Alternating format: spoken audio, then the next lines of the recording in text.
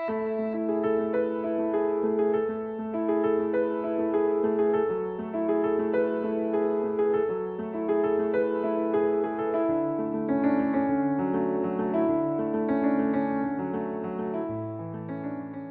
भगवान की जय। आचार्य भगवंत की जय। नमो अरिहंताणं नमो सिद्धाणं नमो आयर्याणं नमो वत्सायाणं नमो लोये तव साहूणम् एसो पंचनमुकारो तव पावपणासनो मंगलानंच सव्येसिं परमं हवै मंगलम् परमं हवै मंगलम्। श्री विंदर स्वामी महाराज आपकी आज्ञा, भगवान आपकी आज्ञा, गुरु गुरु जी महाराज आपकी आज्ञा। नंदी सूत्र का अर्थ करने की आज्ञा चाहते हैं। हाँ जी, हम लोगों ने सातवां उपासक दशांग सूत्र देखा है ना। उपासक दशांग सूत्र के सभी बातें ध्यान में आ गई ना आपके। 12 अनुव्रत, 12 व्रत जो होते, 12 व्रत कैसे लिए जाते हैं, को कैसा वर्णन है, वो सारा हमने डिटेल में देख लिया है उस दिन। अब आज है हमारा 8वां सूत्र, अंतगढ़ दशांग सूत्र। अंतगढ़ दशांग सूत्र यानी ये हम लोग हर बार पर्यूषण में पढ़ते हैं। अंतगढ़ सूत्र का अर्थ ही क्या होता है? अंतगढ़, जिन्होंने अंतिम गढ़ को प्राप्त कर लिया है। अंतिम गढ़ यानी मोक्ष को जिन्होंने प्राप्त किया है। ऐसे मोक्षगामी सभी जीवों का वर्णन जिसमें आता है उसे अंतगढ़ सूत्र कहते हैं। सभी मोक्षगामी जीवों का ही वर्णन उसमें आता है। ऐसे 90 महापुरुषों का वर्णन उसमें आया है। उनके जीवन में अनेक प्रकार के प्रसंग उपस्थित हुए हैं। किसी के यहाँ कितने कितने उपसर्ग भी आए हैं, कैसे कैसे उनके जीवन में घटनाएं घटित हुई है। वो सारी घटनाएं घटने के बावजूद उन्होंने संयम अंगीकार किया, तप आराधना की और संयम का पालन करके अंतिम समय में उन्होंने अनशन वगैरह करके मोक्ष प्राप्त किया है। तो इस प्रकार सभी महापुरुषों का वर्णन इस अंतगढ़ सूत्र में आता है, जिन्होंने मोक्ष को प्राप्त कर लिया है, अंतिम गढ़ को प्राप्त कर लिया है। तो उनका सारा जीवन हम लोग हर वर्ष पढ़ते ना, आप लोग भी पढ़ते होंगे ना, सुनते तो है ना। महाराज साहब हर वर्ष पढ़ते हैं अंत, मतलब इसमें पर्यूषण पर्व में। तो ये इसमें जो अंतगढ़ सूत्र है, इसमें 2 तीर्थंकरों के शासन काल का वर्णन आया है। 2 तीर्थंकर के शासन काल के महापुरुषों का वर्णन है। तो कौन से 2 तीर्थंकर है? एक पहले है नेमिनाथ भगवान और महावीर स्वामी। नेमिनाथ भगवान के समय में कृष्ण राजा, उनके मुख्य राजा के रूप में कृष्ण महाराजा का वर्णन ज्यादा आता है, और कृष्ण राजा महाराजा के साथ ही सभी संबंधित सभी लोगों का वर्णन आता है।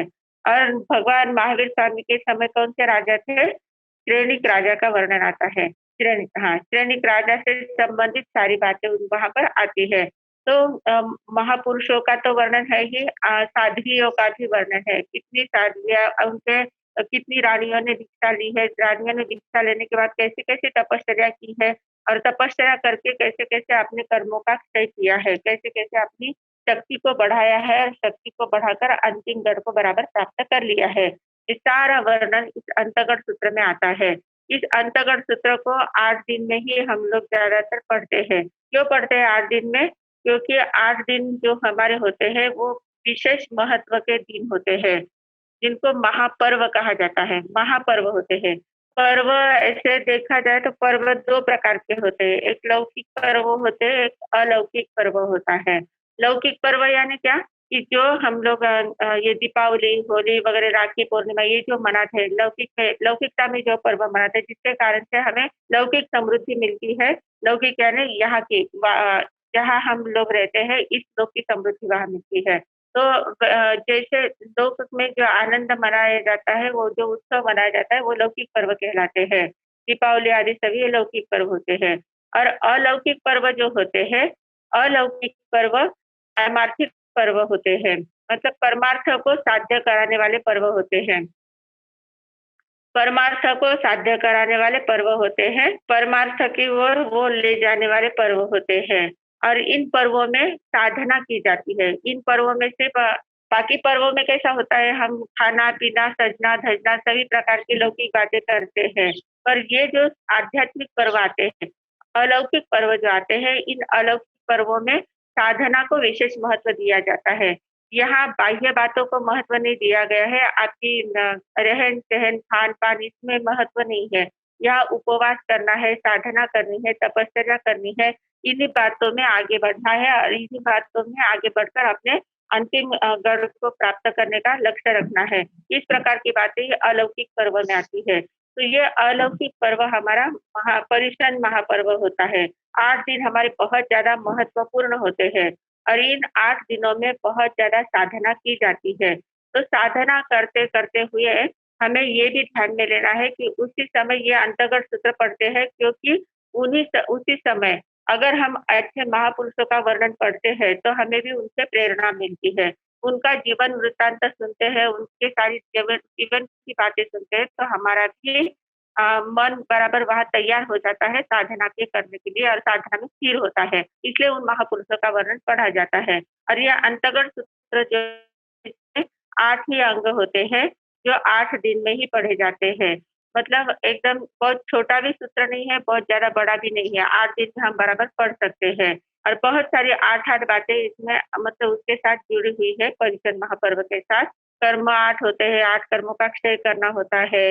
ऐसे काफ़ी बातें हैं, अष्टसिद्धियाँ वगैरह होती है जो। तो ये अंतर्गत सूत्र जो है, इस अंतर्गत सूत्र में उन महापुरुषों का वर्णन है, इसलिए इसका हम पहले मूल पढ़ लेते हैं और फिर उसका अर्थ वापिस देखेंगे।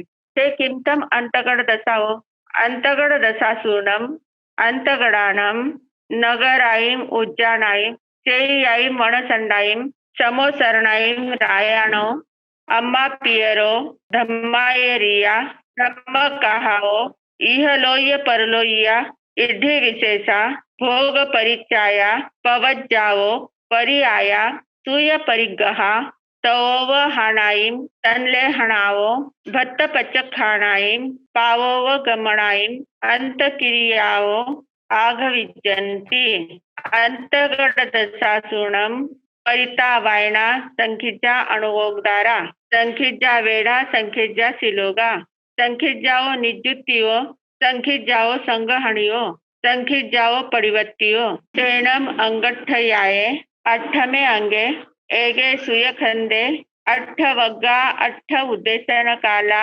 अठ समुद्देशन काला संखिजाइम पय सहसाइम पय गेणम संखिजा अक्षरा अनंतागमा अनंता पज्जवा परिता तसा अनंता थावरा तासय कड निबद्ध निकाया जीन पणत्ता भावा आघ विजंती पण्ण विजंती परु विजंती दंसिजंती निदंसिजंती उवदंसिजंती ते एवं आया एवं नाया एवं बिन्नाया एवं चरण करण परुवणा आघ विजयी एतम अंतगढ़ दसाओ। इस प्रकार अंतगढ़ दशांग सूत्र जो है उसका वर्णन यहाँ किया गया है। हमने मूल पाठ पढ़ लिया है, अब इसका अर्थ देख रहे हैं। ते किंतम अंतगढ़ दशाओ, यानी वह अंतकृत दशांग सूत्र जो है वो क्या है, उसमें क्या वर्णन किया गया है, ऐसा सवाल पूछा गया है। तो अंतगढ़ दशासुणम अंतगढ़ानम, अंतगढ़ दशांग सूत्र में अंतगढ़ानम यानी जिन्होंने अंतिम गढ़ प्राप्त कर लिया है, अंतगढ़ानम यानी अंतिम गढ़ प्राप्त करने वाले जो भवी जीव है, जो विशिष्ट पुरुष है, उनके नगराइम उज्जानाइम, नगर उद्यान चैत्य वनखंड समोसरण समोसरम राजा माता पिता धर्माचार्य धर्म कथा इष्ट परलोकी रिद्धि विशेष, फिर भोग परिचया यानी भोगों का परित्याग किया। इतना जो उनके पास जो जो भी रिद्धि संपन्नता थी उसका सारा परित्याग किया।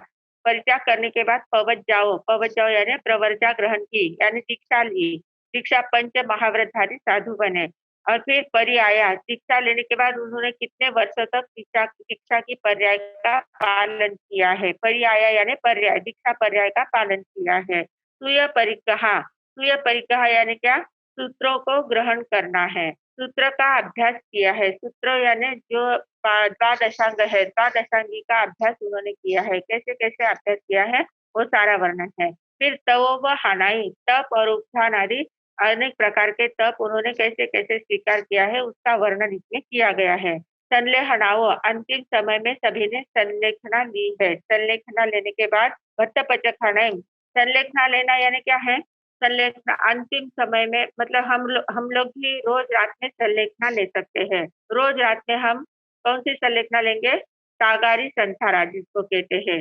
सागारी का अर्थ क्या होता है कि जिसमें आकार आगार सहित है, मतलब हम लोग अगर रात्रि में हमें कुछ हुआ नहीं, रात्रि पर्यंत हम एकदम व्यवस्थित रहे, सवेरे अगर एकदम व्यवस्थित उठ गए तो हमें सभी प्रकार की छूट रहेगी, खाने की, पीने की, रहने की। पर जब अगर रात में हमें कुछ हो जाता है, रात में ही बहुत से हम लोग देखते हैं कि रात्रि में ही हार्ट फेल हो जाता है, रात में सोए के सोए ही रह जाते हैं। अगर ऐसी अवस्था हमारी हो जाए तो हम पूरे व्रत प्रत्याख्यान में जाए, इसलिए रोज रात को सोते समय सागारी संथारा लेना होता है।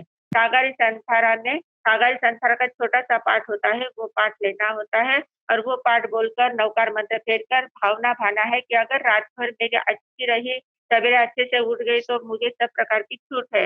अगर नहीं मैं उठ पाई, रात में मुझे अगर कुछ हो गया है तो मेरे पूरे व्रत प्रत्याख्यान मेरे साथ है और व्रत प्रत्याख्यान के साथ मैं यहाँ से जाऊंगी। इस प्रकार सबको रात को सोते समय चिंतन करना चाहिए और व्रत प्रत्याख्यान लेने चाहिए। तो संलेखना उसे कहते हैं कि संलेखना मतलब सम्यक प्रकार से अपने आप को लेखित करना है, सम्यक प्रकार से अपने आप को एक ढालना है, एक विशिष्ट साधना में ढालना है। तो विशिष्ट साधना में जब हम अपने आप को ढाल देते हैं तो वो साधना हमें बहुत आगे बढ़ाती है। तो इसलिए सभी सभी को चाहिए, जो भी है, जो भी थोड़ा बहुत धर्म ध्यान जानते हैं, सभी को रात को सोते समय इतना तो संकल्प कर ही लेना है, पाठ नहीं भी बोले तो मन में संकल्प करना है, अगर रात में मुझे कुछ हो जाता है तो मेरे सभी प्रकार के पचखाने मैं सभी का त्याग करती हूँ, सभी को ओसरे-ओसरे करती हूँ। अंग आहार उपाधि शरीर पचकु पाप अठार, जीवु तो आगार मरु तो ओसरे-ओसरे।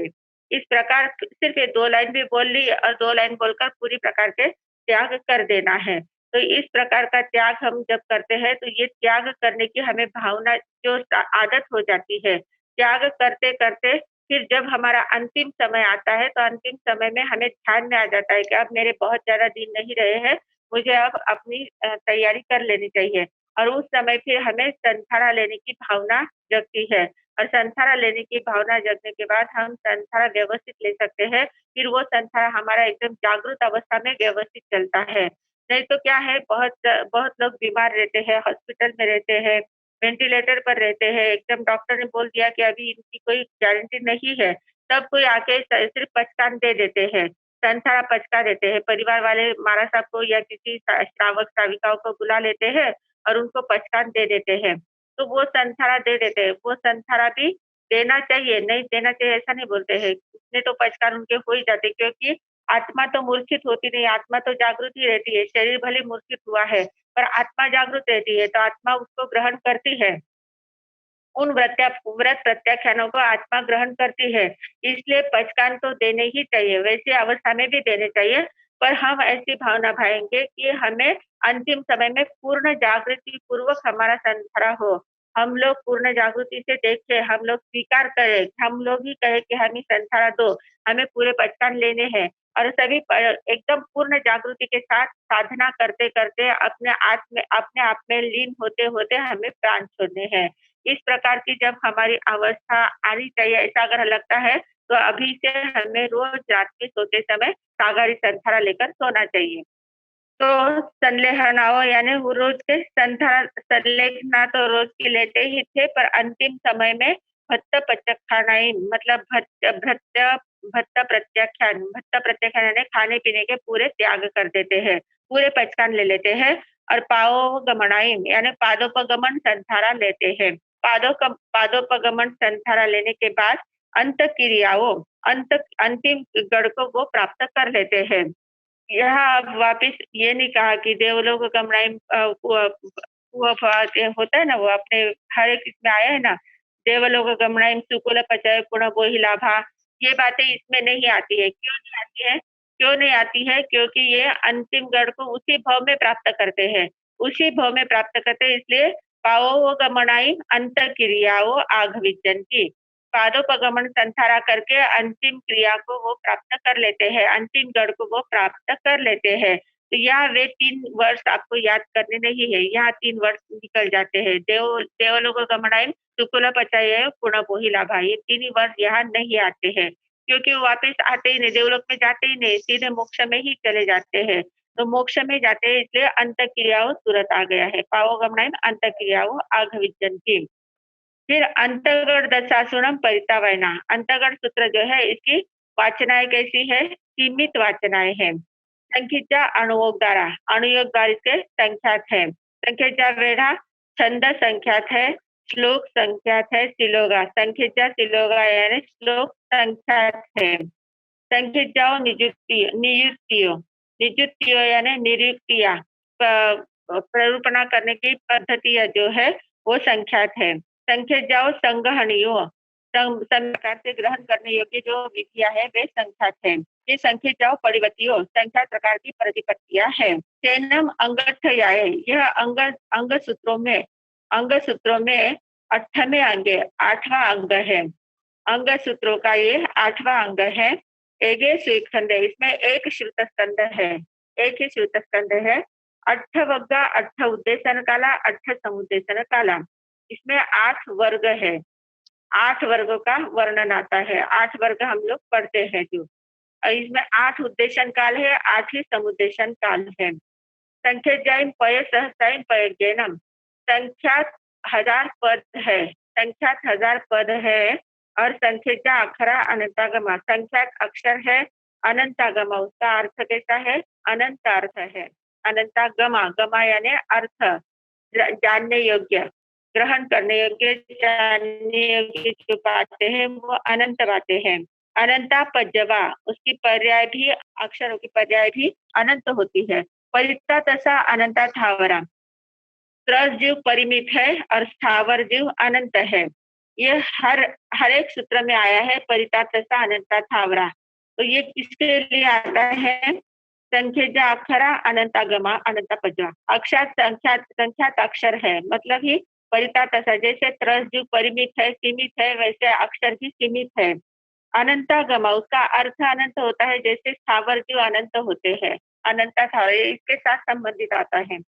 फिर शास्त्र कड़ निबद्ध निकाया, उसमें शाश्वत तत्व को उन्होंने कैसे प्राप्त कर लिया है? शाश्वत मोक्ष तत्व को प्राप्त कर लिया है।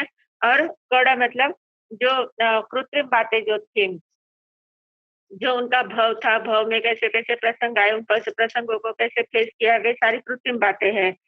तो वो शास्त्र कड़ निबद्ध निकाया, उसका सारा निबद्ध व्यवस्थित रूप से यहाँ पर प्ररूपणा की गई है।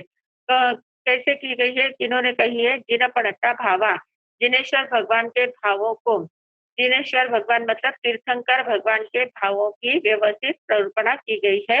आग विजंती यानी कहे गए हैं। पन्न विजंती, आग विजंती सामान्य रूप से कहे गए हैं। पन्न विजंती नाम आदि देकर विशेष रूप से उनका वर्णन किया गया है। परु विजंती और विशेष स्पष्ट रूप से वर्णन किया गया है। दंसित जंती अलग अलग उपमा देकर वर्णन किया है। निदंसित जंती उदाहरण देकर वर्णन किया है। और उवदंसित जंती यानी शंका रहित होने तक पूरा वर्णन व्यवस्थित किया है, पूरी शंका का निरसन करके स्पष्ट रूप से वर्णन किया गया है। से एवं आया, इसको इस प्रकार जो इसको व्यवस्थित रूप से स्वीकार करता है, पढ़ता है, तो वो आया यानी तरूप हो जाता है, आत्मसात कर लेता है। एवं विनाया यानी एवं नाया, नाया यानी इससे ज्ञाता हो जाता है, जानकार हो जाता है। अंतगढ़ सूत्र पढ़ने के बाद अंतगढ़ सूत्र के जानकार हो जाते हैं, शास्त्र के जानकार हो जाते हैं। एवं विनाया विशेष रूप से जानकार हो जाते हैं। एवं चरण करण परुवना, इस प्रकार चरण करण रूप प्ररूपणा इसमें की गई है। श्वेतम अंतगढ़ दशाओ, इस प्रकार ये अंतगढ़ दशांग सूत्र का वर्णन हुआ। इसमें विशेष बात ज्यादा कुछ नहीं बताई है, विशेष इतना ही है कि यहाँ जितने महापुरुषों का वर्णन किया गया है, उन सारे महापुरुषों ने अपने अंतिम गढ़ को प्राप्त कर लिया है, मोक्ष गति को प्राप्त कर लिया है, सिद्ध गति को प्राप्त कर लिया है। तो ऐसे जो सिद्ध शिला में पहुंच चुके हैं, वैसे महापुरुषों का वर्णन यहाँ पर किया गया है। फिर उनमें कुछ राजा भी है, कुछ राजकुमार भी है, कुछ रानियां भी है, कुछ श्रेष्ठी पुत्र भी है, कुछ अर्जुन माली जैसे माली भी है, अनेक प्रकार के सभी लोग हैं। तो सभी प्रकार के लोग इसको प्राप्त कर सकते हैं, सभी प्रकार के लोग साधना कर सकते हैं और साधना करके अपने लक्ष्य को प्राप्त कर सकते हैं। अभी हमारी मनुष्य भव की जो पर्याय है, वो तो सिर्फ अभी की पर्याय है, एक पर्याय रूप में है, पर हमारे अंदर जो द्रव्य है, जो द्रव्य शाश्वत द्रव्य है, जीव द्रव्य जो है, आत्म द्रव्य जो है, वो शाश्वत है। तो वो कहीं पर भी कैसे भी साधना कर सकता है। ये जो शरीर मिला है, इसका उपयोग साधना के रूप में करके अपने गणकों को प्राप्त कर सकता है। तो इस प्रकार बहुत सारे उदाहरण वगैरह देकर हमें समझाया गया है कि हमने हमारे जीवन में तो इतने कष्ट आते भी नहीं है, जितने कष्ट इनके जीवन में बताए गए हैं। अब गजेश सुकुमाल का तो कितना कितना कठिन व्रत बताया गया है। तो ऐसे बहुत सारे जो है कि बहुत कठिन-कठिन संकटों का उन्होंने परिसहों को सहा है और परिसहों को समभाव पूर्वक सहकर अपने गढ़ को प्राप्त अपने लक्ष्य से वे विचलित नहीं हुए हैं। इस प्रकार वर्णन सारा इस अंतर्गत सूत्र में आया हुआ है। अणुत्रयवाही सूत्र ये याद करने में एकदम ईज़ी है। तो अणुतरोपपातिक सूत्र पातिक सूत्र का अर्थ क्या होता है कि जैसे यहाँ हमने देखा कि जो मोक्ष में पहुँचे हैं, अंतर्गत सूत्र में देखा कि जिन्होंने मोक्ष प्राप्त कर लिया, उनका वर्णन इसमें आता है। और ये जो अनुत्तरोपातिक सूत्र है, इसमें किसका वर्णन आता है कि जिन महापुरुषों ने अणुत्तर विमान को प्राप्त किया है। अणुत्तर विमान यानी हम लोगों ने देखा था देवलोक होते हैं, 12 देवलोक के ऊपर 9 ग्रह गए, फिर 9 लोकांतिक जिसमें होते हैं, 9 ग्रह कहते हैं, 5 अणुत्तर विमान होते हैं। तो 5 अणुत्तर विमान जो है, अणुत्तर विमान जो होते हैं उनको अणुत्तर अणुत्तर विमान मतलब जो 5 होते हैं अणुत्तर विमान, तो वहाँ अणुत्तर विमान में जो लोग जाते हैं, वे सिर्फ एक 2 अवतारी होते हैं। वे अणुत्तर विमान का आयुष्य पूर्ण करके वापिस मनुष्य में आते हैं, मनुष्य में आने के बाद मोक्ष में चले जाते हैं। तो ये अंतिम मतलब बहुत उच्च स्थिति की उच्च श्रेणी का देवलोक है। 5 अणुत्तर विमान जो होते हैं, 5 अणुत्तर विमानों के नाम क्या है? विजय, विजयंत, जयंत, अपराजित और सर्वार्थ सिद्ध ऐसे 5 अणुत्तर विमान हैं। तो इन 5 अणुत्तर विमानों में भी सर्वार्थ सिद्ध जो है वो सर्वश्रेष्ठ है। 4 विजयंत, जयंत, अपराजित की अपेक्षा भी सर्वार्थ सिद्ध सर्वश्रेष्ठ है। सर्वार्थ सिद्ध यहाँ पर एक विशेषता ये होती है कि अणुत्तर विमान में जो जीव जन्म लेते हैं, तो वो एकांत सम्यक्त्वी होते हैं। जो सम्यक्त्वी होते हैं वही वहीं पर वहाँ जाते हैं। मिथ्यात्वी लोग वहाँ तक पहुँच नहीं पाते। मिथ्यात्वी लोग ज़्यादा से ज़्यादा नवग्रह तक जाते हैं, अणुत्तर विमान में नहीं जाते हैं।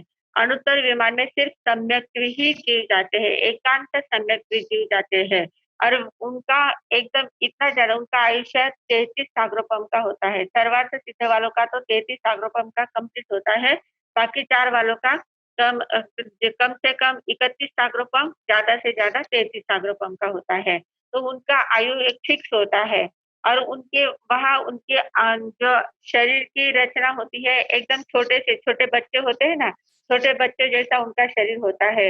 इतने निर्मल, इतने शुद्ध और इतने पवित्र होते हैं, इतने सुंदर होते हैं और सभी अपने-अपने में ही मस्त रहते हैं। वो उनको किसी की लेनी-देनी में कोई पंचायत नहीं रहती है, किसी से कोई ज़्यादा बातचीत करने का सवाल ही नहीं आता है, कुछ भी नहीं रहता है। वो अपने आप में ही बहुत आनंद में रहते हैं।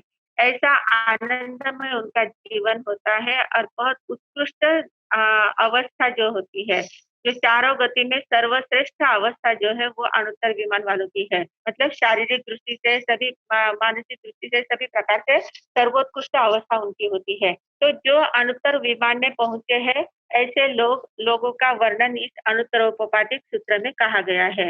इसका नाम ही क्या कहा? अनुत्तर उपपातिक। उपपात यानी देवलोक में जिसका जन्म होता है उसको उपपात कहते हैं। उपपात हुआ मतलब देवलोक में जन्म हुआ है। देवलोक में जन्मने के लिए उपपात कहते हैं, वहाँ से निकलने के लिए च्यवन कहते हैं। वहाँ से जो निकल जाते हैं उसको च्यवन ऐसा बोलते हैं। तो उपपात यानी उत्पन्न होना और अनुत्तर, अनुत्तर विमान में जो उत्पन्न हुए हैं ऐसे महापुरुषों का वर्णन जिसमें किया गया है उसको अनुत्तरोपवायी सूत्र कहते हैं, अनुत्तरोपपातिक सूत्र कहते हैं। तो इसमें बहुत सुंदर वर्णन है, 33 महापुरुषों का वर्णन है। अनुत्रय सूत्र में कितने महापुरुषों का वर्णन है? 33 महापुरुषों का वर्णन है। और उन्होंने कैसी कैसी तपश्चर्या की है, तपश्चर्या करके कैसे कैसे अपनी साधना को आगे बढ़ाया है और साधना में कैसे स्थिर रहे हैं, उनके शरीर की अवस्थाएं कैसी हो गई थी, इतना बहुत सुंदर वर्णन। मतलब वो जो अपन डिटेल में पढ़ते हैं ना, तो रोंगटे खड़े हो जाते हैं कि इतनी कठिन तपश्चर्या कैसे कर सकते हैं। इतनी तपश्चर्या करके उन्होंने अपने आप को इतनी तपस्या में ढालकर इतनी आत्मा अपनी आत्मा को उज्जवल बनाया था। और इसमें ही तीसरे वर्ग में जो धन्ना अंगार का वर्णन आता है, धन्ना अंगार ने बहुत सारी तपस्या, उन्होंने क्या किया था, दीक्षा लेने के बाद तुरंत बेले बेले का पारना शुरू किया। बेले 2 उपवास करना, फिर पारना, 2 उपवास पारना। और पारने के दिन क्या करना, पारने के दिन आयंबिल करना। आयंबिल भी कैसा करना, उज्जित आहार। उज्जित आहार यानी क्या, कि जो कोई खा नहीं सकता है। आप लोगों के घर में आहार पड़ा हुआ है, जो एकदम लुखा-सुखा है, लुखी रोटियाँ पड़ी रहती है और वो रोटियाँ जो कुत्ता कौवा कुत्ता भी नहीं खा सके, ऐसी जो रोटियाँ होती है, उन रोटियों को लेके आना। वैसे रोटियों को लाके उसका पारणा करना।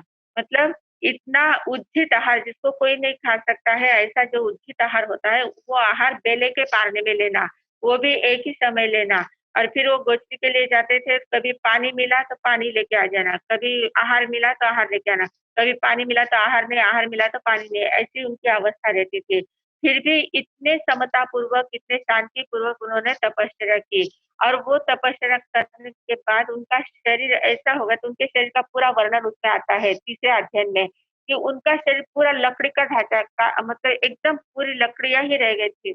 वो चलते थे तो इतना कड़कड़ शरीर का, उठते थे, बैठे तो शरीर की आवाज़ आता था, कड़कड़ आवाज़ आती थी, हड्डियाँ ही रह गई थी सिर्फ, मांस का नाम ही नहीं था, पूरा मांस चिपक गया था, हड्डियों को मांस पूरा चिपक गया था, ऐसी उनकी अवस्था थी। फिर भी उनके चेहरे पर तेज एकदम अलौकिक था। उनका चेहरा ऐसा मुरझाया हुआ नहीं रहता, अरे बाप रे! इतनी तकलीफ हो रही है, अब कैसे होगा? मुझ में तो कोई ताकत ही नहीं है, ऐसा बिल्कुल मुँह लटकाए बिल्कुल नहीं बैठे थे। दिन भर अपनी-अपनी साधना में बराबर वो रत रहते थे, आनंदी रहते और उनकी उनकी तपश्चर्या का वर्णन, उनकी तपश्चर्या का कौतुक भगवान महावीर स्वामी ने कहा था कि श्रेणिक राजा ने जब भगवान महावीर से पूछा कि आपके इतने 14,000 संत है, 14,000 संतों में सर्वश्रेष्ठ साधना किसकी चल रही है? तब भगवान महावीर स्वामी ने कहा कि सर्वश्रेष्ठ साधना धन्ना अंगार की चल रही है। धन्ना अंगार ऐसे-ऐसे तपस्या कर रहा है, उसकी आंतरिक अवस्था इतनी उत्कृष्ट है, भले शरीर इतना उसका कृश हो चुका है, शरीर में कुछ भी नहीं रहा है, सिर्फ हड्डियाँ बाकी है, बाकी कुछ नहीं है। पर उसकी आंतरिक अवस्था जो है, आत्मिक अवस्था जो है, वो बहुत उत्कृष्ट परिणाम वाली है और वो वही उत्कृष्ट परिणाम उसको आगे बढ़ाने वाले हैं। तो उसकी साधना, आंतरिक साधना बहुत उत्कृष्टता से चल रही है, ऐसा भगवान महावीर स्वामी ने सैनिक राजा से कहा था। तो इस प्रकार ये जो महापुरुष है, इसमें पहले अध्ययन में एक जाली कुमार का वर्णन आता है, जाली अणगार है। जाली नाम के अणगार है, उन्होंने गुणरत्न संवत्सर तप किया था। गुणरत्न संवत्सर तप यानी क्या, कि 1 महीने तक एक उपवास, एक पारणा, एक उपवास, एक दिन पारणा, ऐसे एकांतर करना पहले महीने में। दूसरे महीने में बेले करना, पारणा, बेला करना, पारणा करना, बेला करना, पारणा, 2 उपवास पारणा, 2 उपवास पारणा, ऐसा करना। फिर तीसरे महीने में 3 उपवास पारणा, 3 उपवास पारणा, ऐसा करना। चौथे महीने में 4 उपवास पारणा, 5वें महीने 5-5 उपवास पारणा, छठे महीने में 6-6, ऐसे करते-करते 16 तक चढ़ना है। 16वें महीने में 16 उपवास पारणा, फिर 16 उपवास पारणा, ऐसे करना। तो इस प्रकार ये गुण रत्न संवत्सर तप कहलाता है और ये इतना कठिन तप होता है, शुरू-शुरू में तो कुछ नहीं लगता है। बेले उपवास, बेले, तेले, चौले, पछोले तक भी कुछ नहीं लगेगा, पर आगे जैसे-जैसे बढ़ते जाते हैं, शरीर की ताकत भी कम होती जाती है और साधना आगे बढ़ती जाती है, उपवास भी बढ़ते-बढ़ते जाते हैं। और 6 उपवास का पारणा करना, पारणा 1 दिन में क्या लेंगे और दूसरे दिन वापस 6 उपवास शुरू करना। 8 दिन के उपवास करना, पारणा करना, दूसरे दिन से वापस 8 उपवास शुरू करना। 11 दिन के उपवास करना, पारणा करना, वापस 11 उपवास शुरू करना। मतलब कितनी कठिन तपश्चर्या है और 16 महीने तक ऐसी तपश्चर्या करना है। तो ऐसी तपश्चर्या करने के बाद भी सिर्फ तपस्या करें यानी सिर्फ बैठे रहना है, सब टाटा पूछेंगे, सब सेवा करेंगे, ऐसा नहीं था। उस समय कैसा था, अपना अपना काम अपने ही करना है। सभी अपने स्वयं का काम स्वयं करते थे, कोई किसी की सेवा करना, शुश्रूषा करना ये नहीं जानता। बहुत तकलीफ है तो कोई करते ही थे हेल्प, पर बहुत ज्यादा ज्यादा कोई सेवा किसी की लेते भी नहीं थे। अपनी साधना करना है, अपने आप में स्थिर रहना है, अपनी गोचरी स्वयं ही लाना है वापिस। गोचरी भी लाने के लिए स्वयं कितने भी 15 उपवास का भी पारना है तो स्वयं गोचरी के लिए जाना है। किसी की लाई हुई गोचरी नहीं है। अपने यहाँ तो कितने नखरे रहते हैं, सब इतना लाया, इतने ये नहीं लाया, वो नहीं लाया, कितना ज्यादा रहता है। तो वो कहीं पर भी स्वयं जाना गोचरी के लिए, जो मिलेगा उसी से आहार का पालना करना और वापिस आगे तपश्चर्या शुरू करना। तो ऐसी कठिन कठिन तपश्चर्या जिन्होंने की है, उन महापुरुषों का वर्णन इस अनुत्तरोपपाटिक सूत्र में किया गया है। और वो लोग इतनी तपश्चर्या करके कितने कितने साल तक उन्होंने संयम का पालन किया और पालन करके अंतिम समय में वापिस संलेखना वगैरह लेकर वो सभी अनुत्तर विमान में उत्पन्न हुए हैं। तो उनका सारा वर्णन इसमें इस सूत्र में किया गया है। तो पहले अपन गाथा ले लेते हैं। से किमतम अनुत्तरो बाह्य दशाओ, अनुत्तरो बाह्य दशासूणम, अनुत्तरो बाह्याणम, नगराईम उज्जानाईम, चेय्याईम, वनसंडाईम, तमोसरणाईम, रायाणो अम्मा पियरो, धम्माय रिया धम्म कहावो, इहलोय परलोया, इद्धि विशेषा, भोग परिचाया, पवज्जाओ, परि आया, सूर्य परिग्रहा, तवोव हाणाईम, परिमाओ उवसग्गा, संलेहणाओ, भट्ट पचखाणाईम, पावोव गमणाईम, अनुत्तरो वाह्यत्ते, उववत्ती, सुकूल पच्चायायो, पूर्ण बोहि लाभा, अंत क्रियाओ आघविज्जन्ति, अनुत्तरो वाह्य दशासूणम, परिता वायना संख्येच्या अणुओद्गारा, संख्येच्या वेढा, संख्येच्या सिलोगा, संख्येजाओ निजुत्तियो, संख्येजाओ संगहणियो, संख्येजाओ पडिवत्तियो, सेनम अंगठयाये नवमे अंगे, एगे सूर्यखंडे, तिन्नी वग्गा, तिन्नी उद्देशन काला, तिन्नी समुद्देशन काला, संख्येजाईम पय सहस्राईम, पयगेणम संख्येच्या अक्षरा अनंता गमा, अनंता पज्जवा परिता तसा, अनंता थावरा, सासय कड निबद्ध निकाया, जिन पणता भावा आघ विज्जंती, पर्ण विज्जंती, परु विज्जंती, दंसिज्जंती, निदंसिज्जंती, उवदंसिज्जंती, ते एवं आया, एवं नाया, एवं विन्नाया, एवं चरण कर्ण परुवणा आघ विजयी, एतम अनुत्तरो वाह्य दशाओ। तो ये अनुत्तरोपपाटिक सूत्र है। इसमें क्या कहा है, हमने देखा कि जिन्होंने अनुत्तर विमान में जिनका जन्म हुआ है, जो अनुत्तर विमान में जाकर उत्पन्न हुए हैं, उन महापुरुषों का वर्णन इसमें किया गया है। तो से किंतम अनुत्रय दशा हुआ, अनुत्रय दशांग सूत्र में क्या कहा गया है, तो अनुत्तरो वाह्य दशासूणम, अनुत्तरो वाह्याणम, मतलब अनुत्रय दशांग सूत्र में अनुत्तरो वाह्याणम यानी अनुत्तर विमान में उत्पन्न होने वाले महापुरुषों के नगराईम नगर, उद्यानाईम यानी उनके उद्यान, चैयाईम यानी उद्यान में जो चैत्य होते वो चैत्य, वनखंडाईम यानी जो वन का खंड जो था उन वन खंडों का वर्णन, समोसरणाईम वहां पर भगवान का समोसरण लगा है, रायानो राजा, अम्मा पियरो यानी माता पिता, धर्माचार्य और धर्म कथा वगैरह सभी का वर्णन उसमें किया गया है। इहलोय परलोय इति विशेषा, इस लोक और परलोक में जो उनकी रिद्धि विशेषता थी, उनको पृथ्वी वैभव संपन्नता जो थी उसका वर्णन भी इसमें किया गया है। भोग परिचाया, भोगों को त्याग करके, जितने भोग उनको उपलब्ध हुए थे, जो भी उनको वैभव प्राप्त हुआ था उसका उन्होंने परित्याग किया। पवज्जाओ परियाया, दीक्षा ग्रहण कर ली, पवज्जाओ यानी प्रवर्जा ग्रहण कर ली, दीक्षा ग्रहण करने के बाद परियाया यानी दीक्षा पर्याय, कितने दीक्षा पर्याय का पालन किया है उसका वर्णन है। सूर्य परिग्रहा, सूत्रों का अध्ययन किया है, सूत्र का आगमों को स्वीकार ग्रहण किया है, सूर्य परिग्रहा, तव हाणय तप और उपधान वगैरह तपश्चर्या की है। परिमाओ उवसगा, प्रतिमाधारी संत बने हैं, उवसगा यानी अनेक उपसर्गों को उन्होंने सहन किया है। फिर संलेहनावो, संलेखना व्रत धारण करके, भत्त पचखानाई, भत्त प्रचक्षाने मैंने खाने पीने का सारा चौविहंपी आहारम पचखाने यानी चारों प्रकार के आहार का त्याग किया है। पावो गमनाईम यानी पादोपगमन संथारा ग्रहण किया है। अनुत्तरो वाह्य उवत्ते, मतलब विमान में अणुत्तरोपपातिक विमान में वो उत्पन्न हुए हैं, उवत्ति यानी उत्पन्न हुए हैं। कुल पचाए के बाद सुकुल अच्छे कुल में वो जन्म लेने वाले हैं। अच्छे कुल में अच्छे स्थान पर वो जन्म लेंगे, महाविद्य क्षेत्र में उत्कृष्ट कुल में जन्म लेंगे। और फिर पुनः बोई लाभा, पुनः बोही लाभा यानी वहां पर वापस तीर्थंकर भगवान का उनको सानिध्य मिलेगा। तीर्थंकर भगवान के सानिध्य में अपनी साधना को वापस शुरू करेंगे, बोधि लाभ को प्राप्त करेंगे। और फिर अंत क्रियाओं, उसके बाद वापिस वहां पर ही दीक्षा लेना, दीक्षा लेने के बाद संयम का पालन करना, तपश्चर्या करना और तपश्चर्या करके साधना करते करते अंतिम समय में संलेखना व्रत लेकर अंतिम समय में मोक्ष को प्राप्त करना है। इस प्रकार का सारा आग विजयंती यानी वर्णन किया गया है। अनुत्रोवय दशासुणम, अनुत्रोपपातिक दशांग सूत्र में परिता वायना वाचनाएं सीमित वाचनाएं है, संख्यात अनुयोग द्वार है, संख्यात छंद है, संख्यात श्लोक है, संख्यात निरूक्तिया है, संख्यात संग्रहणी है, संख्यात प्रतिपत्तियां है। फिर सेनम अंगठयाए 9वें अंगे, अंग सूत्रों का ये 9वां अंग है, 9वां अंग है।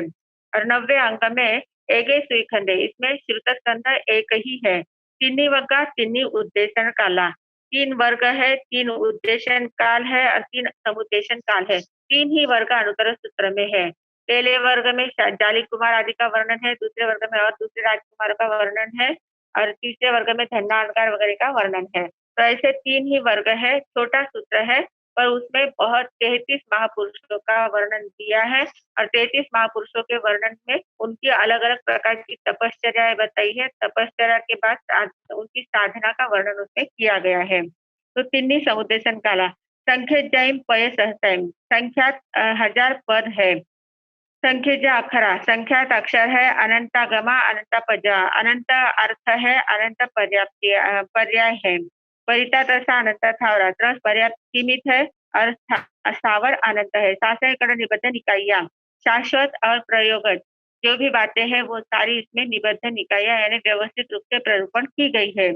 जिन पणता भावा आग विजंती, जिनेश्वर भगवान के द्वारा जो भी भाव कहे गए हैं उनका आग विजंती सामान्य रूप से कहा है, नाम आदि देकर विशेष रूप से कहा है, परु विजंती यानी स्पष्ट रूप से कहा है, दंसी जंती उपमा देके कहा है, उदाहरण देके कहा है, वह दंसी जंती यानी शंका रहित होने तक उनको स्पष्टीकरण दिया गया है। एवं माया एवं नाया एवं विनाया, इस प्रकार जो अनुत्रय सूत्र पढ़ते हैं वो उसको आत्मसात करते हैं, आत्मा मतलब उसको तद्रुप हो जाते हैं, आत्मसात कर लेते हैं। एवं नाया एवं विनाया इसके जानकार होते हैं और विशेष प्रकार के जानकार हो जाते हैं कि कैसे अनुत्तर विमान में कैसे जाया जाता है, अनुत्तर विमान में जाने के लिए कैसी कैसी साधना उन्होंने की थी, उस साधना का वर्णन देखकर अपने जीवन में भी उतारने का प्रयास होता है। ऐसे आत्मसात करना यानी उसको अपने जीवन में उतारने का प्रयास करना है। तो ये सारी बातें एवं चरण करण परवना आघवित, मतलब एवं नाया एवं विनाया इसके जानकार हो जाते हैं, फिर विशेष जानकार हो जाते हैं, फिर चरण करण परवना आघवित जो करने योग्य बातें होती है उसका सारा निरूपण किया गया है। चेतम अनुत्रोवय दशानम, इस प्रकार अनुत्रोपपातिक दशांग सूत्र का वर्णन किया गया है। तो इस प्रकार ये अनुत्रोय सूत्र हमारा पूर्ण हो गया है। आज हमने 2 सूत्रों का अध्ययन देखा है। हाँ बोलो। महाराज साहब यो अनुत्तर विमान म्हणजे जिसो अपनो क्षेत्र महाविद्य क्षेत्र इसच क्षेत्र है। हाँ, ये देवलोक धिकारे में ना, देवलोक महाविद्य क्षेत्र किसो है, आपला भरत क्षेत्र शिल्प महाविद्य क्षेत्र है। ये अनुत्तर विमान म्हणजे देवलोक है। देवलोक में इसी विमान की कल्पना करी है, त्याना विमान रेवे असन, वे विमान में रेवे असा। विमान म्हणजे आपल्या शिक्का विमान नाही, वे विमान म्हणजे वेना मोठा मोठा भवनच रेवे, मोठा मोठा भवनच रेवे। उन भवन ने विमान विमान रो नाम दिया है कि जाने इसका विमान रेवे, पूरा आकार विमान टाइप का सर, पर वे विमानच रेवे, देवलोकरा विमान रेवे असा। तो उरा में वे स्थित है, एक ओरा ऊपर एक हमें 12 देवलोक दिखा है, म्हणजे नाभीरा ऊपर अपन देखे थे ना, वो ऊपर सगळं देवलोक है नाभीरा ऊपर आकार में। तर नाभीपासून गळापर्यंत, नाभीपासून गळापर्यंत जिको भाग है उठे 12 देवलोक है। 12 देवलोकरा त्याला विमान रेवे असता, 12 देवलोकरी अवस्था रेवे असता। कि 12 देवलोक म्हणजे त्याला किसो रेवे, पेलो आणि दूसरो देवलोक है ना वे अर्धचंद्र आकार रेवे, 2 मेळे एक चंद्र गोल आकार हुई ऐसा 2 विभाग रेवे त्याना।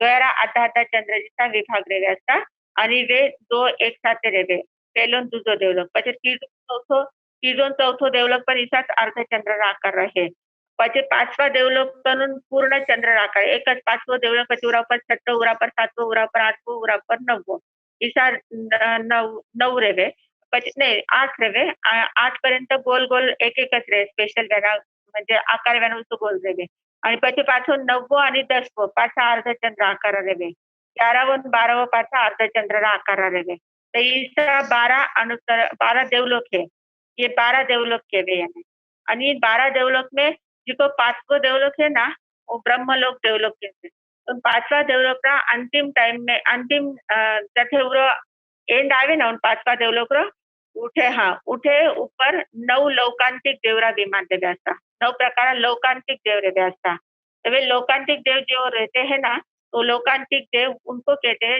जो लोक के अंत में मतलब ब्रह्मलोक जो पांचवा देवलोक उसके अंत में रहते हैं और वो क्या करते हैं लोकांतिक देव का एक मुख्य काम ये होता है कि जो तीर्थंकर भगवान होने वाले होते हैं तीर्थंकर जो जन्म लेते हैं तो तीर्थंकर के जन्म होने के बाद उनका जब दीक्षा लेने का समय आता है उसके एक वर्ष पूर्व ही वो तीर्थंकर को मतलब उनको बोध देने के लिए जाते हैं कि विनती करने जाते हैं निवेदन करते हैं कि अब आपका संयम लेने का समय आ चुका है आप अपनी संयम की तैयारी करिए इस प्रकार की वे विनती करने के लिए आते हैं फिर एक वर्ष तक तीर्थंकर भगवान वर्षीदान देते हैं बहुत दान देते हैं सभी लोगों को और एक साल के बाद वो दीक्षा लेते हैं तो उनको चेताने के लिए उनको कहने के लिए निवेदन करने के लिए लोकांतिक देव आते हैं तो वो पांचवें देवलोक के ऊपर रहते हैं लोकांतिक देव और फिर ये अपना ग्रीवा का स्थान रहता है ना ग्रीवा यानी मान का स्थान रहता है ना अपना ये ऊपर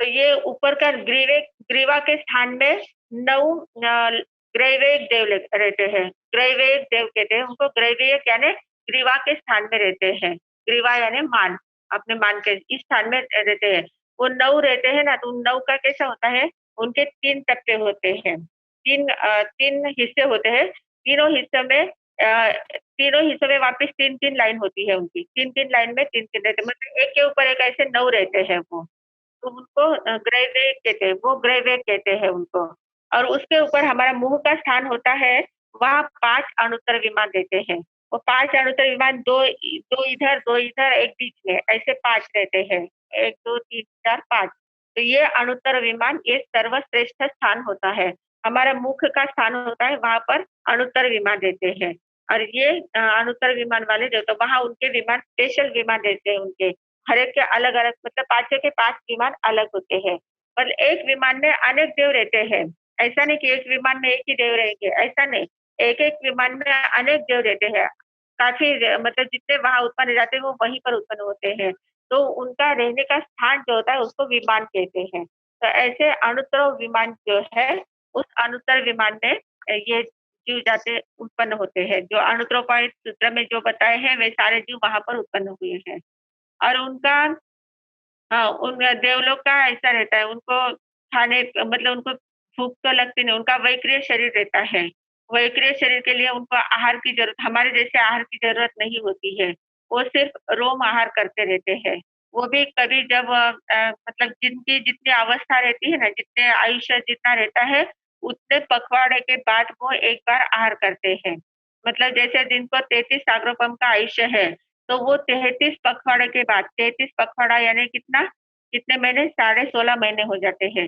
16.5 महीने के बाद एक बार वो सिर्फ आहार ग्रहण करते आहार मतलब ऐसा आहार नहीं लेते हैं सिर्फ वो रोम आहार ग्रहण करते हैं तो ऐसे उनका शरीर ही ऐसे इतना उत्कृष्ट शरीर होता है वैक्रिय शरीर रहता है वैक्रिय शरीर होने के कारण से उनको हमारे जैसे आहार की जरूरत नहीं होती है हमारे जैसे हड्डी मांस मज्जा वगैरह नहीं रहती उनके शरीर में उनका शरीर एकदम पारा अपना मर्क्यूरी रहता है ना मर्क्यूरी जैसा शरीर रहता है मर्क्यूरी जैसा शरीर रहता है एकदम और स्फटिक जैसा रहता है एकदम सुंदर रहता है तो इसलिए उनको इन बातों की जरूरत नहीं होती है उनको कभी पसीना आना ये कुछ बदबू आना शरीर की वो कोई विषय नहीं रहता है एकदम स्वच्छ निर्मल शरीर उनका रहता है तो ऐसी उनकी अवस्था होती है देवलोक की और इसके एकदम विपरीत नरक की अवस्था होती है उनका भी वैक्रिय शरीर हाँ सभी देवों की ऐसी सुंदर अवस्था रहती है हाँ, जैसे मतलब कैटेगरी रहती है, पहले से दूसरा श्रेष्ठ, दूसरे से तीसरा, तीसरे से चौथा, ऐसे कैटेगरी क्या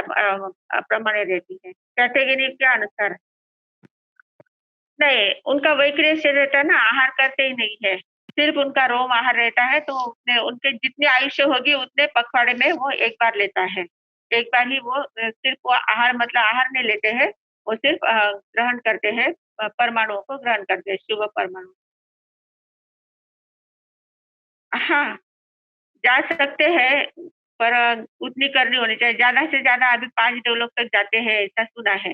मतलब जैसे हमारे गुरुदेव है, सद्गुरुनाथ है, गणेश लाल जी महाराज है, ये 5वें डेवलप तक 5वें डेवलप में ऐसा हमने सुना है, मतलब कोई जिसको ध्यान में आया होगा उसने बताया है, कि 5वें डेवलप में है। रोम आहार मतलब हमारे शरीर में रोम रहते हैं ना, रोम-रोम रहते हैं।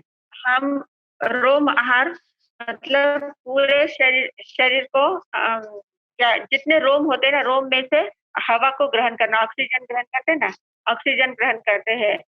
हम आहार आहार 3 प्रकार का होता है।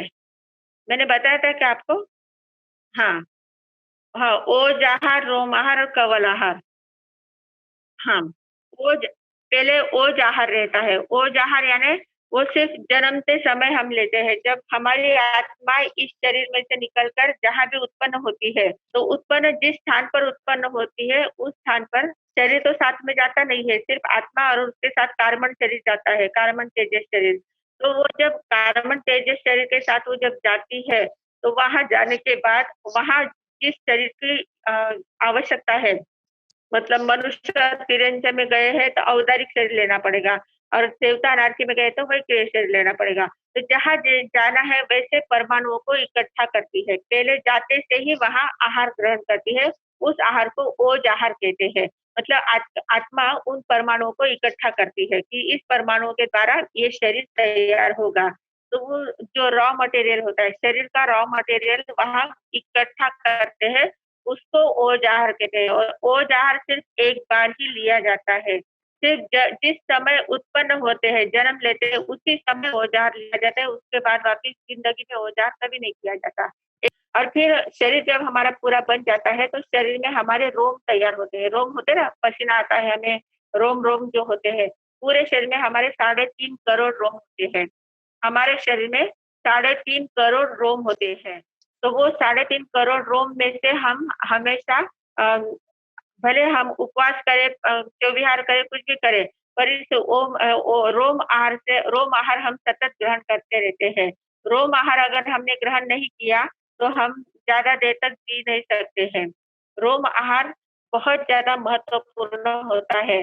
अगर रोम आहार बंद कर दिया जाए, रोम आहार बंद करना मतलब क्या है? कि अगर हमारे शरीर के ऊपर तार लगा दिया जाए, तार यानी डामर होता है ना, डामर, डामर अगर लगा दिया, डामर से अगर हमारे शरीर को लेप किया जाए, तो 5 मिनट के अंदर हमारे प्राण निकल जाते हैं, हम टिक नहीं सकते। तो इतना रोम आहार का महत्व, रोम आहार के सहारे हम 6-6 महीने के जो उपवास करते हैं, 5-5 महीने के उपवास करते हैं, महीने-महीने के उपवास करते हैं, तो वो केवल आहार के बिना रह जाते हैं, पर रोम आहार के बिना 5 मिनट भी नहीं रख सकते। तो वो रोम आहार हमारा सतत चालू रहता है। हमारे रोम-रोम में से हम एसेंस इकट्ठा हवा लेते हैं, हवा के द्वारा ऑक्सीजन वगैरह जो भी चाहिए शरीर के लिए वो लेते रहते हैं, उसको रोम आहार कहते हैं।